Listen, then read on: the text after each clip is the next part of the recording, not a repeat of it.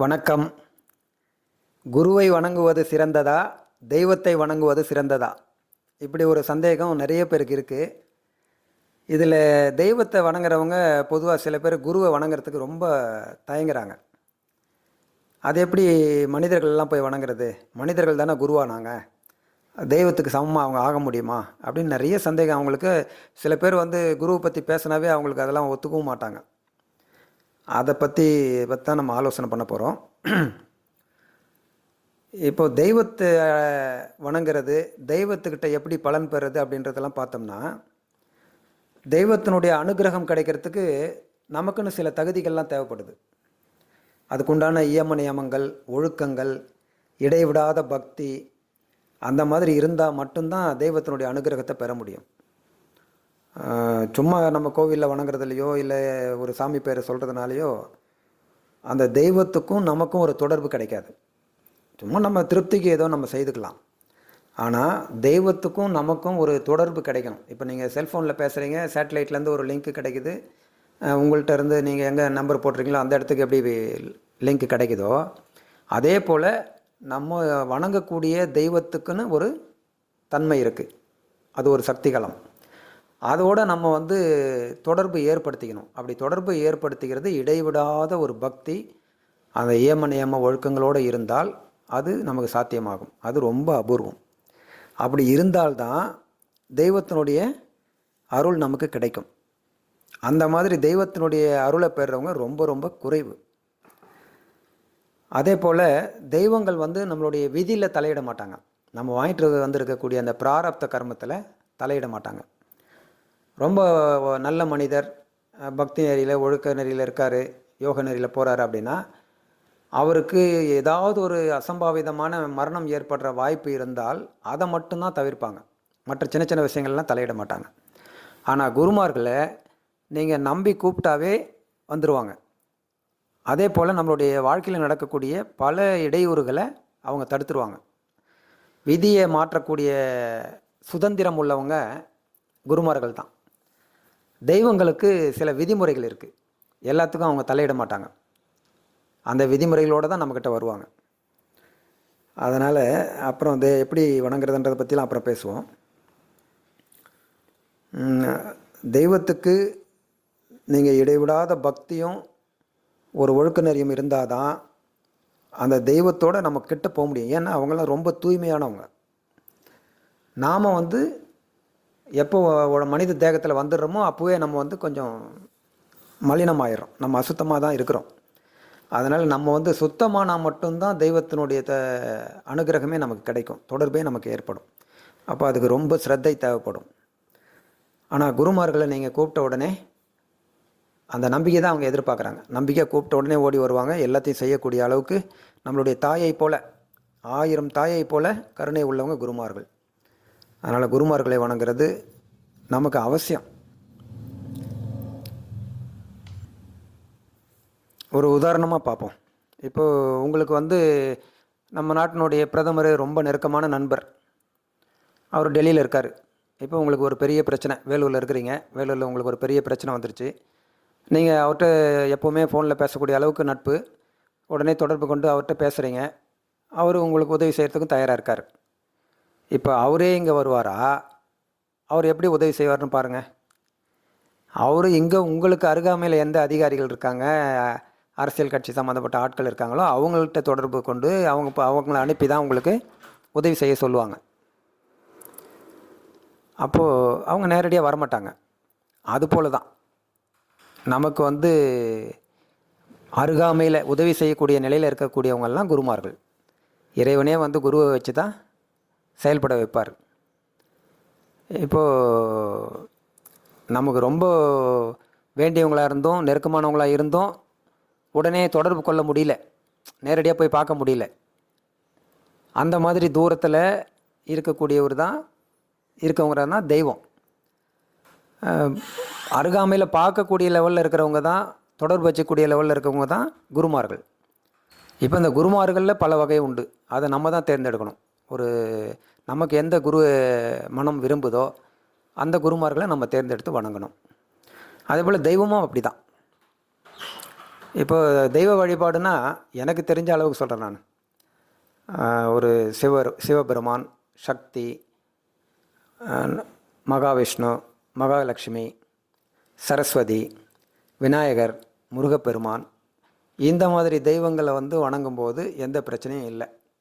இது எல்லாத்துக்குமே கொண்டு போகும். உலக சம்மந்தப்பட்ட விவகாரங்கள்லேருந்து சரி பண்ணி நமக்கு ஞானம் கொடுக்குற வரைக்கும் இந்த தெய்வ வழிபாடுகள் நமக்கு சிறந்ததாக இருக்கும். அதே போல் குரு வழிபாடு உங்கள் இஷ்ட தெய்வமாக நம்ம தேர்ந்தெடுத்துக்கிறது.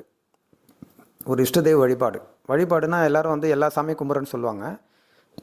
எல்லாரையும் நம்ம போய் கும்பிட்றது, எல்லா கோயிலுக்கு போகிறது வர்றது அது தவறு இல்லை. ஆனால் ஒவ்வொருத்தருக்கும் ஒரு இஷ்ட தெய்வ வழிபாடுன்னு இருக்கணும். அது எப்படின்னா, இப்போ ஒரு முருகரை நீங்கள் தேர்ந்தெடுத்துட்டீங்க அப்படின்னா, உங்களுக்கு அந்த மனம் அது முருகரை தான் விரும்புது அப்படின்னா, அவருடைய நாமத்தை சொல்லணும், அவருடைய உருவத்தை எப்போவுமே நினச்சிக்கிட்டு இருக்கணும். அவங்களுக்குள்ளே சதா ஓடிக்கிட்டே இருக்கணும்.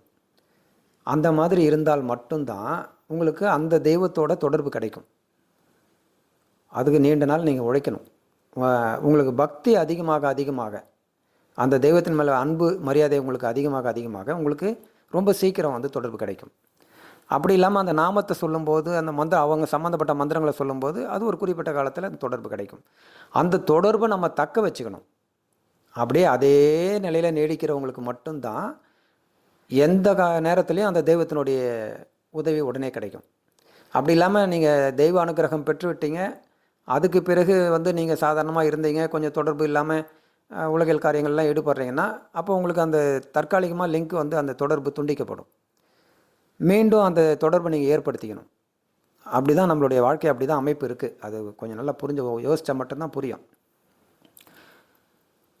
அதே போல் அந்த இஷ்ட தெய்வ வழிபாடு எப்படி நம்ம ஒரு குறிப்பிட்ட தெய்வத்தை வச்சு வணங்கி சதா அதே நாம ரூபத்திலேயே இருக்கிறோமோ, அதே போல் குருமார்களை தேர்ந்தெடுத்தும் செய்யலாம். அதாவது உங்களுக்கு பிடிச்ச குருமார்களுடைய நாமத்தை சொல்கிறது, அவருடைய உருவத்தை எப்போவுமே நினச்சிக்கிட்டு இருக்கிறது. அதுவும் அவங்களுடைய சக்தி களத்தில் அவங்களுடைய இருப்புன்னு ஒன்று இருக்குது, இருப்பு நிலை இந்த பிரபஞ்சத்தில். அதோடு நமக்கு ஒரு தொடர்பு உண்டாக்கிடும். அந்த தொடர்பு ஏற்படுற வரைக்கும் நம்ம சதா அதே சிந்தனையில் இருக்க சொல்லிக்கிட்டே இருக்கணும், அந்த நினைப்பிலே இருக்கணும். அதுக்கு பிறகு உங்களுக்கு ஓரளவுக்கு மெல்லிய தொடர்பு இருந்துகிட்டே இருக்கும். ஆனால் நீங்கள் அதிகமான நினைவு அதில் வச்சுட்டே இருந்தீங்கன்னா தொடர்பு உங்களுக்கு எப்போவுமே பெரிய நிலையில் இருந்துகிட்டே இருக்கும். உங்களுக்கு ஆசீர்வாதமும் அதிகமாக வந்துக்கிட்டே இருக்கும். இப்போது குருமார்களில் யார் யார் வணங்கலாம் அப்படின்னு நிறைய பேருக்கு சந்தேகம். சில குருமார்களை எப்படின்னா ஏற்றுக்க மாட்டாங்க, சிலரை பிடிக்கும். அந்த மாதிரி ஒவ்வொன்றுக்கும் உங்கள் மனசு விரும்புகிறவங்கள தான் நீங்கள் இஷ்ட தெய்வமாக வச்சு வழிபடணும். பொதுவாக வந்து 17 சித்தர்கள் அவர்களை குருவாக வச்சு வணங்கலாம். அப்புறம் நம்ம அனுபவத்தில் நம்ம கேள்விப்பட்ட விதத்தில் இப்போ சமீபத்தில் பார்த்திங்கன்னா வள்ளல் பெருமான், ஷிரடி சாய்பாபா, ராகவேந்திரர், பாம்பன் சுவாமிகள், யோகிராம் சுரத்குமார், ஸ்ரீ மகா பெரியவா, இந்த மாதிரி குருமார்கள்லாம் நம்ம காலத்தில் நம்ம உணர்ந்த மாதிரி, அன்னை, அரவிந்தர், இவங்கெல்லாம் வந்து சேஷாத்ரி சுவாமிகள், யோகத்துக்காக ரமண மகரிஷி, இந்த மாதிரி அவங்களுடைய அந்த தொடர்பை ஓரளவுக்கு உணர்ந்ததுனால அவங்கள பற்றி சொல்கிறேன். அது அவங்கவுங்க விருப்பத்தை, அந்த குருமார்களை தேர்ந்தெடுக்கிறது அவங்கவுங்களுடைய விருப்பம். அதே போல் சந்தேகத்தோட எந்த வழிபாட்டு முறையும் இருக்கக்கூடாது. உங்களுக்கு முதல்ல வந்து நம்பிக்கை வரணும். குருவை வணங்கினாலும் சரி, தெய்வத்தை வணங்கினாலும் சரி, முழுமையான நம்பிக்கை இருக்கணும். நம்பிக்கை இல்லாமல் அதை செய்கிறதே வந்து வேஸ்ட்டு தான். முதல்ல வந்து நம்பிக்கை வரணும். அதுக்கு பிறகு உங்களை முழுமையாக அர்ப்பணிக்கணும். அப்போது உங்களுக்கு அதுக்குண்டான ரிசல்ட் கிடைக்கும். இப்போது குருவை வணங்குவது சிறந்ததா, தெய்வத்தை வணங்குவது சிறந்ததா அப்படின்ற ஒரு தலைப்பு நம்ம சொன்னாலும், இது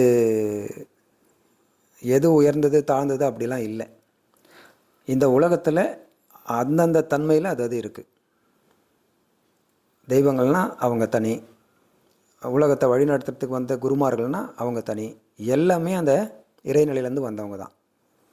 அந்த பரம்பொருள்னு சொல்லக்கூடிய பரபிரம்மம், அந்த பரபிரம்மத்திலேருந்து வந்தவங்க தான் அந்த தெய்வங்கள், தேவர்கள், மற்ற குருமார்கள், சித்தர்கள், ரிஷிகள் எல்லாமே அங்கேருந்து நம்மளும் அங்கேருந்து வந்தவங்க தான். அதுக்குன்னு படிநிலைகள் தானே வழிய எல்லாமே ஒரு இடத்துலேருந்து தான் வந்தோம். இன்னும் சொல்லப்போனால் எல்லாமே ஒன்று தான். நம்ம மனசு எல்லாத்தையுமே பிரித்து பிரித்து பார்த்து இது சரி, அது சரி, அது சரியில்லை, இது சரியில்லை, இப்படி பார்த்தே நமக்கு பழக்கம். மனிதனுடைய சுபாவம் அப்படி தான். அதனால் நீங்கள் வந்து இதெல்லாம் நல்லா அலசி ஆராய்ஞ்சு உங்களுக்கு எது சிறந்ததாக படுதோ அதை நீங்கள் அவங்கவுங்களுக்கு தன்மைக்கு தகுந்த மாதிரி தோணும். அதை நீங்கள் வந்து பயிற்சி பண்ண ஆரம்பிக்கணும். நீங்கள் அது சம்மந்தமாக செயல்பட ஆரம்பிக்கணும்.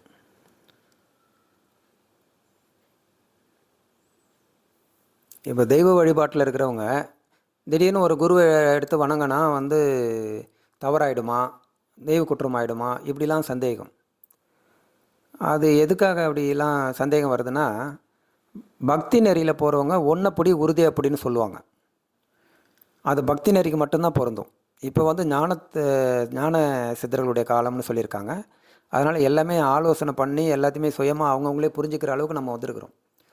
இப்போ எல்லாமே ஞானத்தில் போகிறது தான்.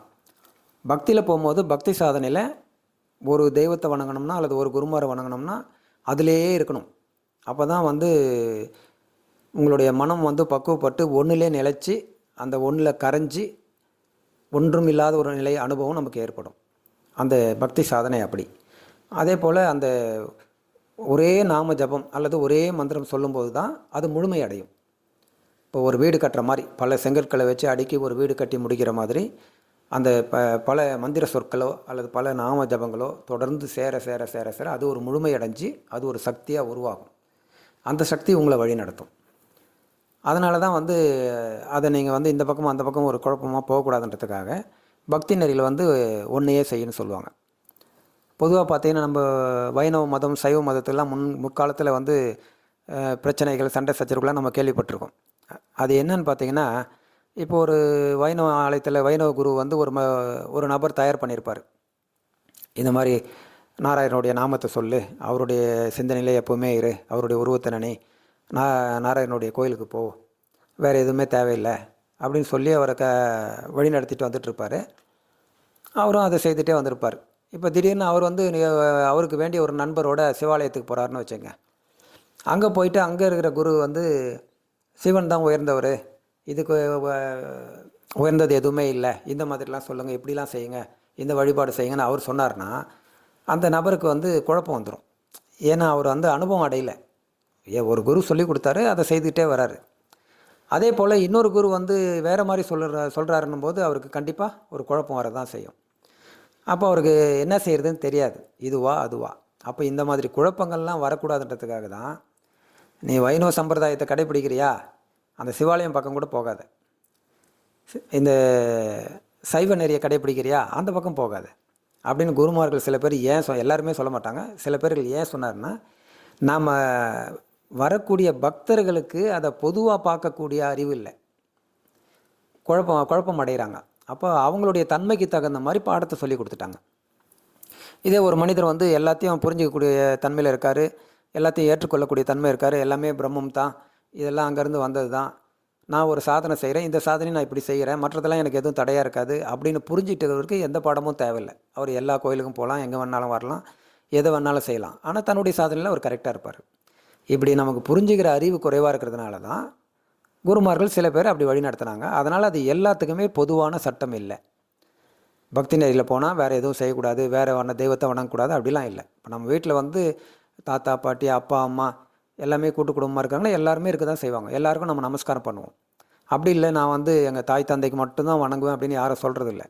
அதுபோல தான் இந்த உலகத்தினுடைய இயக்கத்திற்காக எல்லாமே எல்லா தெய்வங்கள் இருக்காங்க, குருமார்கள் இருக்காங்க, தேவர்கள் இருக்காங்க, எல்லாமே இருக்காங்க. அது பாட்டுக்கு அது நடக்குது. யாருக்கும் நீங்கள் வணங்குறது மரியாதை செலுத்துறதுனால எந்த குற்றமும் வந்துட போகிறதில்ல. நம்மளை நாமளே உயர்த்திக்கிறதுக்காக சில சாதனைகளை செய்கிறோம்.